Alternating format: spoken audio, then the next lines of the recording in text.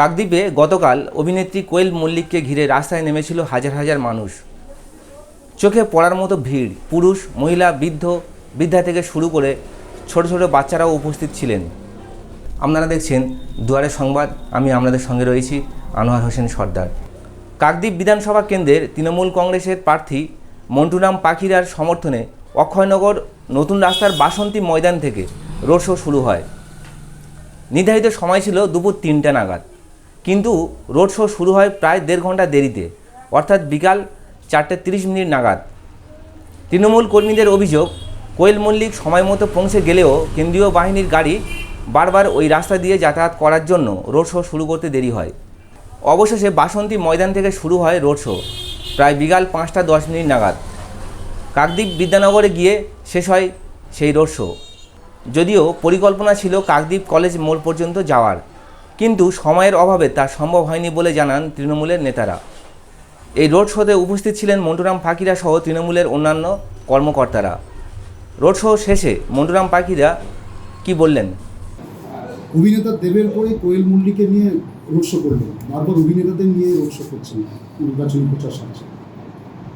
বিষয়টা হয়েছে যে দুজনেই আমাদের সাংসদ।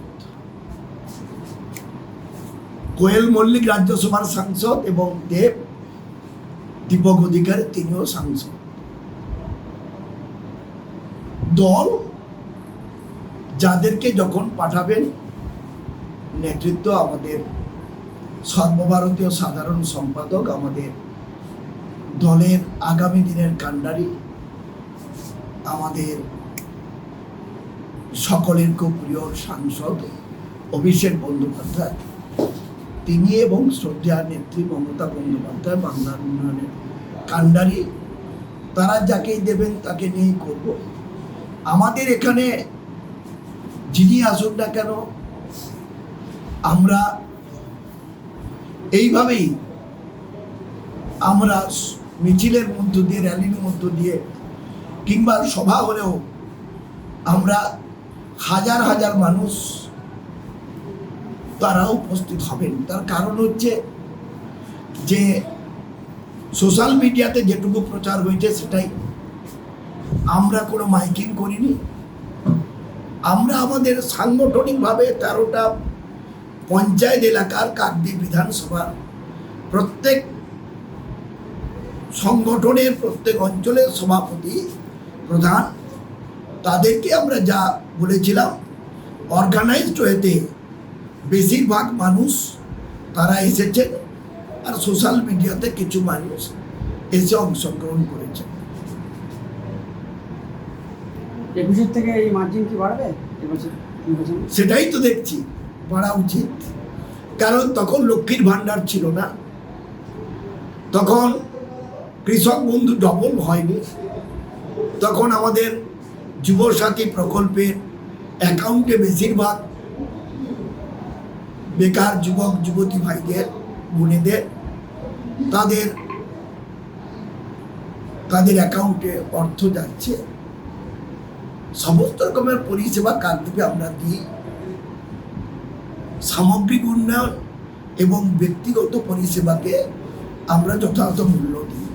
মানুষের কাছে 365 দিনই থাকি বছরে, মানুষই আমাদের এই বিধানসভার শেষ কথা। তাদেরই সেবার জন্য, তাদের আশীর্বাদ, শুভেচ্ছা, দোয়া আমি বিগত দিনেও প্রার্থনা করেছি, এবারেও আমি তাদের প্রার্থনা করেছি। তার কারণ এটা ঠিক, যদি তাদের আশীর্বাদ, শুভেচ্ছা, দোয়ায় আমাদের তারা আবার কাজের নির্দেশ দেন, সেবা করার অনুমতি দেন, সাথে থাকেন, এবারেও আমরা বিপুল ভোটে জয়যুক্ত হব এবং আশা করছি মার্জিন আগের তুলনায় অনেকটা অংশে বাড়বে। যুবসাথী কতটা হাতিয়ার হচ্ছে তৃণমূলের? আমার বিধানসভা কেন্দ্রের যুবসাথী প্রায় 22,000 ছেলে মেয়েদের নাম নথিভুক্ত হয়েছে। বেশিরভাগই তারা পেয়ে গেছেন, অ্যাকাউন্টে চলে গেছে। আর যেগুলো নির্বাচনী প্রক্রিয়ার গৃহতে আটকে গেছে, সেগুলো নির্বাচনের পরে আবার তাদের অ্যাকাউন্টে চলে যাবে। পুনরায় যদি আপনি ক্ষমতায় আসেন, দেখুন আপনি শুধুমাত্র কোন কাজগুলো আগে প্রাধান্য দেবেন? বিষয়টা হয়েছে যে আমার রাস্তাঘাট এবং অন্যান্য উন্নয়নের পরিষেবা বেশিরভাগ অংশে শেষ হয়ে গেছে, গ্রাম শহরে সর্বত্র। এবারে আমি জোর দেব যেটাতে অগ্রাধিকার দেওয়ার কথা আমার কাকদ্বীপ পৌরসভা শহর কেন্দ্রিক 3টে গ্রাম পঞ্চায়েতকে প্রায় শহরে রূপান্তরিত করতে রাস্তাঘাট এবং ড্রেনেজ সিস্টেম অনেকাংশে বৃদ্ধি করা হয়ে গেছে। রাস্তাঘাট প্রায় কমপ্লিট। যে 3টে গ্রাম পঞ্চায়েত, প্রতাপাদিত্যনগর, শ্রী শ্রী রামকৃষ্ণ, স্বামী বিবেকানন্দ, এই 3টে গ্রাম পঞ্চায়েত, এটা একটা অগ্রাধিকার দেব পৌরসভা গঠনের। আর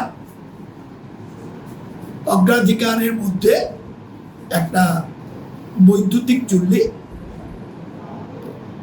সেটা কাকদ্বীপবাসী, কাকদ্বীপ মহকুমাবাসী বা পাশে কুলপি মানুষের সুবিধার্থে। কারণ যোগাযোগ ব্যবস্থা কাকদ্বীপ অভূতপূর্ব। ট্রেন একদম কাকদ্বীপ শহরের ভেতরে প্রায় এসে গেছে স্টেশন।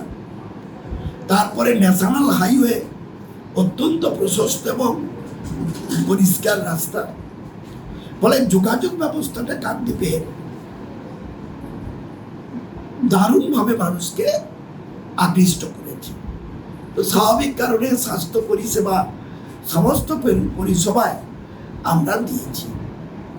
আশা করছি পলিটেকনিক কলেজ অনুমোদন হয়েছে, জমি অধিগ্রহণের জায়গায় রয়েছে, সেটা কেবলমাত্র পূর্ত দপ্তরের সঙ্গে কারিগরি দপ্তরের জমি হস্তান্তর হবে, হলে কাজ শুরু হবে।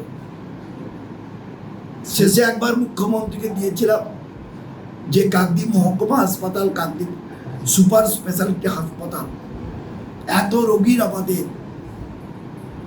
উপস্থিতি, পরিষেবা এতই ভালো, সেই জন্য একটি ব্লক হসপিটাল করবার জন্য মুখ্যমন্ত্রীর কাছে আবেদন করেছিলাম। তিনি আবেদনে সাড়া দিয়েছেন। ইতিমধ্যেই আমরা একটি সরকারি খাস জমি আমরা সেটাকে চিহ্নিত করেছি এবং তিনি এই হাসপাতাল তৈরি করার প্রথম পর্যায়ে 5.5 কোটি টাকার অনুমোদন দিয়েছেন। সিএমএইচ ডায়মন্ড হারবার তিনি ইতিমধ্যে আমাকে জানিয়ে দিয়েছেন।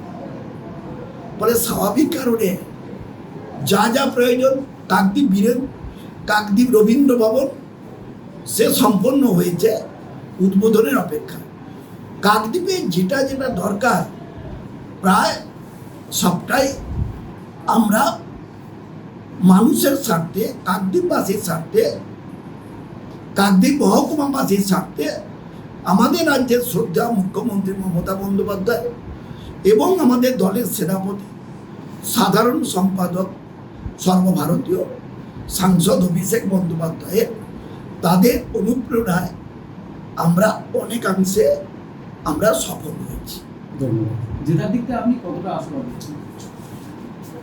আমাদের তো এখনই মানে যে শিডিউল টাইমটা ছিল, শিডিউল টাইম ব্রেক করছে ইচ্ছাকৃতভাবে। কারা ব্রেক করছে? এই তো এই গাড়িগুলো, সিআরপিএফের গাড়িগুলো এসে জ্যাম করে দিচ্ছে, আমরা যাবো কি করে? এখানে প্রধানমন্ত্রী এসে মিটিং করে গেছেন, সকাল থেকে যদি সাধারণ মানুষের রান্নার গ্যাস পর্যন্ত তুলে নিতে পারে নিরাপত্তার স্বার্থে, আর এখানে একটা র্যালি হবে। আপনাদের র্যালি টাইম মানে কখন দেওয়া ছিল? আমাদের র্যালির টাইম 3:30 ছিল। 3টে হচ্ছে র্যালির টাইম ছিল। এই তো যা পরিস্থিতি, এখনো পর্যন্ত আমরা করতে পারছি না, যেতে পারছি না। আচ্ছা, কোয়েল মল্লিক কি উনি এসছেন? হ্যাঁ, অনেকক্ষণ এসে বসে আছেন। এই কারণেই তো, যানজটের কারণেই তিনি আসতে পারছেন না। শুধুমাত্র মানে এই যে গাড়িগুলো যাচ্ছে, মানে এগুলো শুধুমাত্র কি মানে কেন্দ্র বাহিনীর গাড়ি নাকি? হ্যাঁ, সব সিআরপিএফ এর গাড়ি। দেখুন আপনারা, সব কেন্দ্র বাহিনীর গোটা ক্যামেরাম্যানকে দেখান, সব হচ্ছে সিআরপিএফ এর গাড়ি। শুধুমাত্র সিআরপিএফ এর গাড়িগুলো যাচ্ছে তো? দর্শক, আপনারা দেখতে পাচ্ছেন যে এখানে কিন্তু তারা অভিযোগ করছেন যে কেন্দ্র বাহিনীর যে বাস, মানে একের পর এক কেন্দ্র বাহিনীর বাস তারা কিন্তু যাচ্ছে এবং হচ্ছে কাকদ্বীপের মন্ডুরাম পাখিরা সমর্থনে আজকে যে কোয়েল মল্লিক তিনি আসার কথা ছিল, তাদের মানে সাড়ে 3টের সময়, 3:30 থেকে ছাড়ার কথা ছিল, কিন্তু এই যে এই যে হচ্ছে গিয়ে কেন্দ্রীয় বাহিনীর যে গাড়ি রয়েছে সেই গাড়িতে মানে একের পর এক গাড়ি আসার কারণে তারা অভিযোগ করছেন, তৃণমূলের কর্মকর্তারা তারা অভিযোগ করছেন যে এখনো পর্যন্ত তারা এই গাড়ি যাওয়ার জন্য তারা কিন্তু এই মানে প্রচার মিছিলের কাজ শুরু করতে পারছেন না। আমরা দেখাবো সেই ছবি। এখানে দেখতে পাচ্ছেন প্রচুর মানুষ কিন্তু মানে এই মুহূর্তে দাঁড়িয়ে রয়েছেন এবং ওদিকে যে মিছিলের গাড়ি সেই মিছিলের গাড়ি কিন্তু এই মুহূর্তে মানে বিধানসভা তৃণমূল তৈরি হয়ে গেছে। আপনারা দেখতে পাচ্ছেন প্রচুর মানুষ, প্রচুর মানুষের এখানে উপস্থিত রয়েছেন। আপনারা দেখতে পাচ্ছেন সেই ছবি দুয়ারের সংবাদের পর্দায়। আমি আপনাদের সঙ্গে রয়েছি আনোয়ার হোসেন সর্দার, কাকদ্বীপ থেকে।